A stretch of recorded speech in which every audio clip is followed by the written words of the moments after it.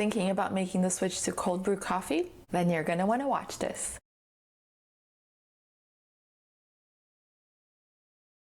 Hello my dear friends, Raisa here from the Nutrinut. If this is your first time here, welcome, welcome, welcome. For today's video, we're gonna learn how to make our very own cold brew without a lot of fancy things, because let's face it, you don't wanna buy another coffee maker, another machine, and you don't even know yet if you are going to get into the habit of actually making your own cold brew. So I am a huge believer of really trying to use as much as you can what you have at home. We're also gonna be diving into why you should be making your own coffee, especially if you're a daily coffee drinker. And lastly, we'll be exploring the difference between hot brew coffee and cold brew coffee.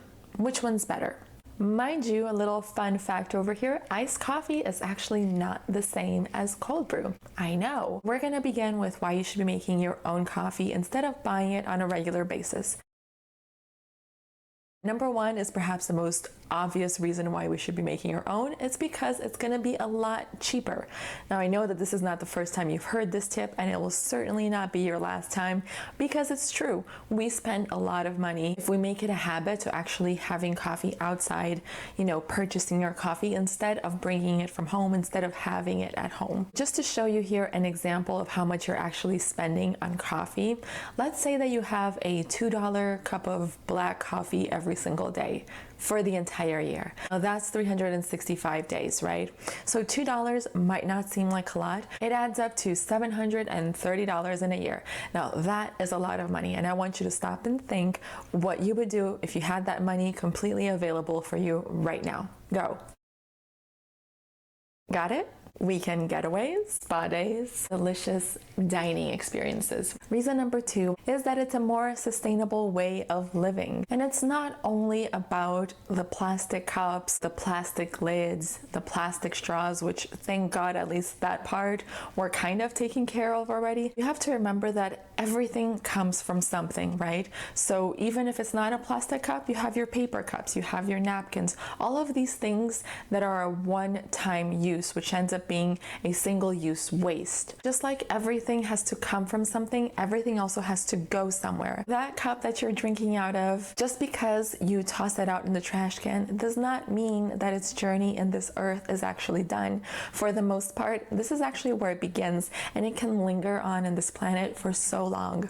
So a really great solution to avoid this daily consumption of cups is to bring your coffee from home. And last but not least, another really great reason for you to be making your coffee at home is that it is tastier and it's healthier. When you make it yourself, you can personalize as much as your little heart desires, right? You can make it tastier according to your preferences, and you can also make it healthier by controlling the types of coffee boosters, let's say, that you add into your beverage, right? You control the amount of sweetener that you add. You're also controlling the flavoring. A lot of these seasonal drinks, they are actually artificially flavored. So it's things that you don't want to be constantly consuming. You want pumpkin spice lattes? Make your own.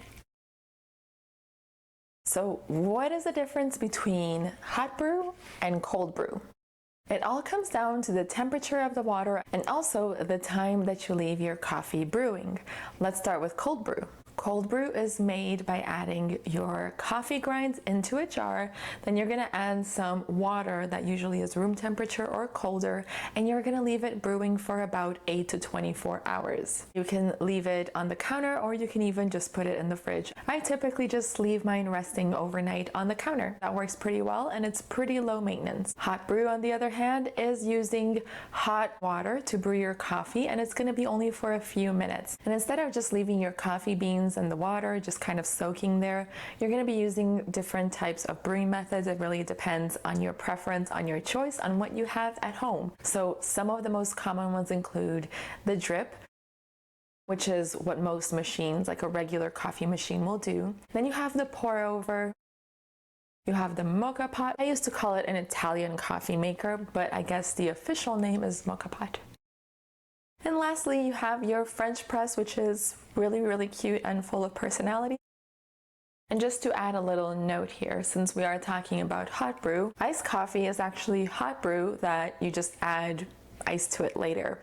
So it's very different from cold brew. So how do you make your own cold brew? Well, it's surprisingly easy. Let me show you.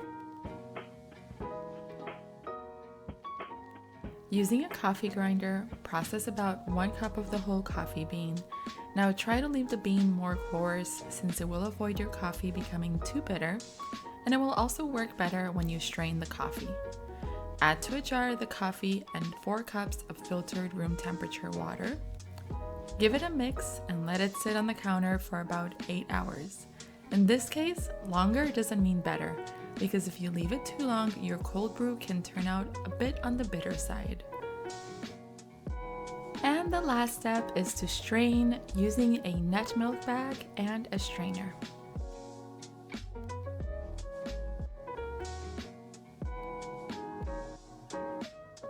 Keep your cold brew in the fridge and enjoy it within a week. My favorite way of having cold brew is with dairy-free unsweetened milk, 1 teaspoon of sugar, and a little vanilla extract. So good.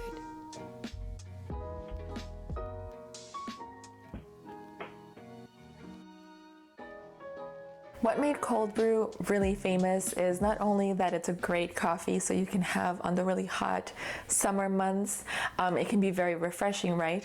But you will also see a few different things being said about it. Number one, that it's less acidic, that it's usually easier on the stomach. For those that do suffer from heartburn from drinking coffee. And the second thing is flavor. It is usually said that the flavor of the cold brew is a little bit different, so a little bit more on the sweeter instead of the more bitter taste that you might get from coffee.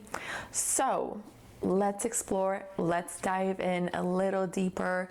If there are any differences, what are the differences, and which one is a better alternative? To get to the bottom of this, I actually went to Google Scholar because the best way to get the most accurate and legit information is by doing your research and not just typing in Google, but actually looking at the science behind it. And that's what I did.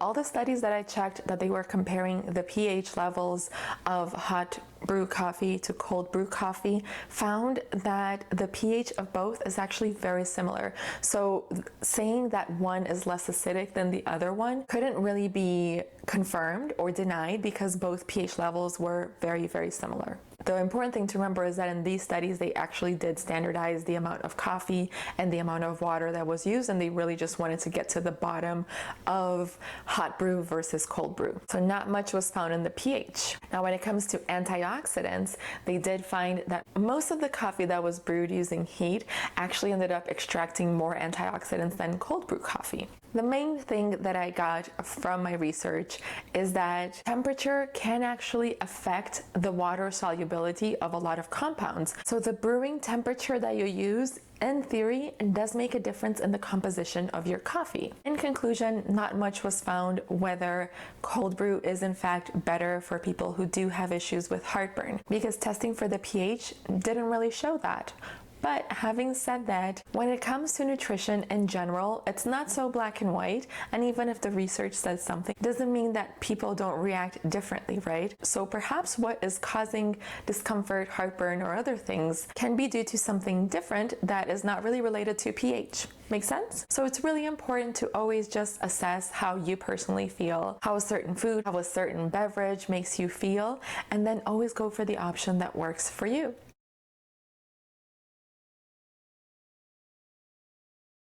The flavor and aroma of your coffee come from the compounds formed during the roasting process of the coffee bean that are then transferred into your cup through brewing.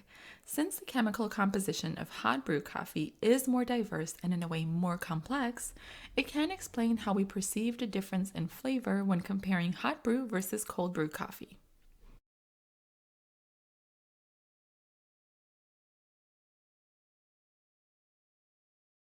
Although a few studies found some differences when comparing hot brew versus cold brew, typically it was not that significant. And to be honest, the research is very mixed on this one. Most do, however, agree that there's not much of a difference. How much water are you using? How much coffee are you having? Usually it's not apples to apples when you're drinking, let's say, an espresso or cappuccino versus a cold brew. Typically when you drink cold brew, it's very refreshing, right? So you can get very enthusiastic about it and you can drink a lot more than regular hot coffee. So what's my conclusion when it comes to which one is better? I think you really just have to do what works for you, right? If you're someone who enjoys starting your day with a hot beverage, obviously a hot brew is amazing for you. Really good, solid option. Now, the advantages of cold brew is that it falls almost under the meal prep section, that you can make this during the weekend and you can have coffee for the entire week. So if you're someone who is constantly on the go and doesn't really have that much time in the morning, which, let's face it, a lot of times that is why we're forced to stop by a drive-through or a coffee shop to pick something up, because we don't have the time to do it in the morning. So a cold brew might be a very good solution for you, where you can just make it over the weekend enough, right? So you have for the entire week, and then it's a matter of just in the morning getting it and taking with you on the go. Now that's being very prepared and very proactive. If you like this video, make sure to hit the little like button below. And also, if you are into eating in a delicious, sustainable, healthy way, make sure to subscribe to the Nutrinut YouTube so you don't miss a single video. Thanks so much for watching, and until next time.